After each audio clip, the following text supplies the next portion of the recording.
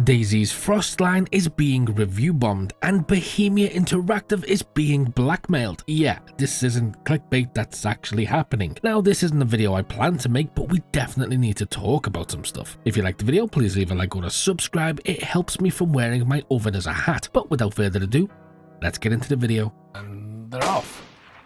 Welcome to the 74th annual zombie race. Before we talk about the blackmail, let's talk about the review bombing. Also, this is one of those videos where I'm going to be touching on some really controversial things here, so feel free to drop a comment below and let me know exactly what you think. So for anybody who doesn't know, review bombing is the act of flooding a product, a service, or a piece of media with excessive numbers of negative reviews, often to form some sort of protest of retaliation. The practice is typically organized online and can target anything from films to games to businesses and even books. And for DayZ's Frostline, it's been happening on their Steam page with mostly negative reviews that are just continuing to pile up. So is this actually review bombing or just some people not agreeing with the price? It's both. There does seem to be a lot of social media posts in certain groups pushing for people to negatively review DayZ, but some people do genuinely have concerns and issues about the price, because the thing about price is it is so subjective. I want to say it's not expensive for DLC, especially considering everything you get, but then that's not my place to say that, or yours to say the opposite. Everyone's financial situation is different and we all measure value differently. That being said, for me personally, any game you can put this amount of hours in, like literally hundreds to thousands of hours, and discover new things is absolutely worth the money. So although I think it's important we know that these reviews, or at least the motive behind them, is malicious, it's also important to acknowledge that there are some people out there who genuinely do feel this way about it, and this video is in no way, shape or form meant to attack their personal views. But there are so many reviews that are saying things like, well, there are free maps, why would I pay for the DLC, and negatively reviewing it. But if you feel like that, just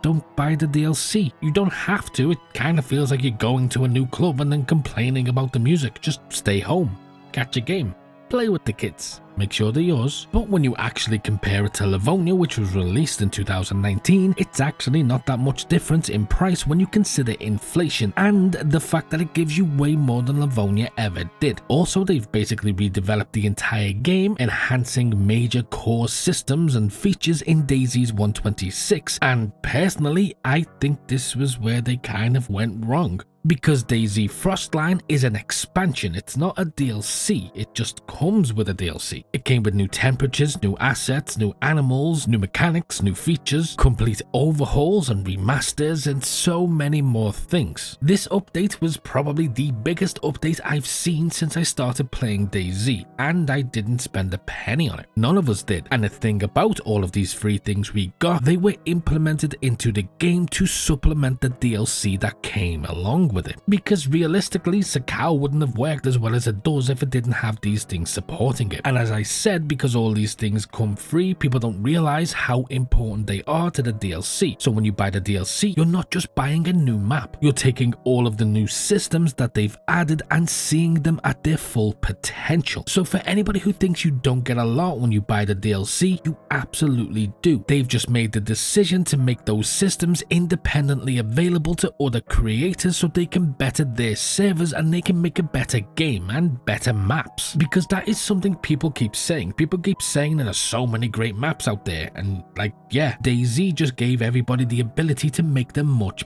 better for free. Oh, that statement's gonna piss off so many people. Honestly, if this was any other developer, I genuinely believe all of this would have been behind a paywall. You know, and I've always been the first person to criticize anything I don't like. You know, I've been called a lot of things. Always streamsy, always, how did you get in here? AS, why am I suddenly sleepy? But never have I been called biased. And the reason for that is because although I love DayZ, I acknowledge it's not perfect and there's always room to grow. But I have to say, reading a lot of the reviews on Steam, I just absolutely don't agree with them. But before I move on from the review bombing and focus on the blackmail, I do want to say this last thing. This is a call to action. If you own and like Frostline, go leave a review. Let them know exactly what it is you like about the game. But just as importantly, if you own it and don't like it, you should review it too. The review system should be fair and honest, but no one, not me, not social media, not your friend Steve, who you secretly hate but his sister's kinda hot so you keep him around. No one should be able to influence your opinion. That way, nobody loses and everybody wins. Now, let's talk about the blackmail. So, a certain CEO of a certain company put up this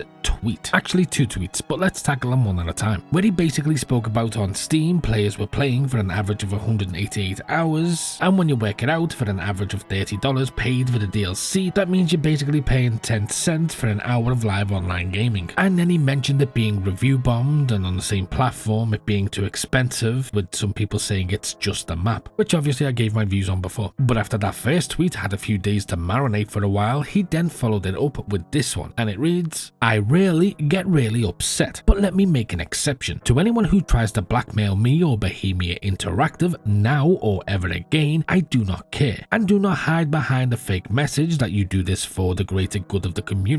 It is a lie. No good ever came from an extortion, and this failed attempt will be just the same. Let me show you my lemon grove. It's flourishing on the graves of my past mistakes. Those sick demands you're making via blackmail, they're fertilizing our tomorrow's trees. But remember, threatening a master gardener is bad for your own future growth. Last words of advice, I've built my life on never bowing to blackmail or extortion of any kind. You're not the first to test this principle, you won't be the last. But as always, there is no way." By the way, that is so much cooler if you read it in the Liam Neeson voice. So one of the ways I can see they were somewhat blackmailed or targeted or whatever else, you can actually see in the comment section of that particular first post he made that some people have been sharing a message that's not so nice. But I do absolutely agree with one of the main things he said there, and probably the biggest takeaway, which is you can't say that you're fighting for the community while actively damaging that community. And at the end of the day, Bohemia Interactive is a business and you're a consumer, so as a consumer, if you don't like a product, don't buy it. But if you really want to learn exactly what you get with the new DayZ map, then just click here, or for something else, click here. And as always,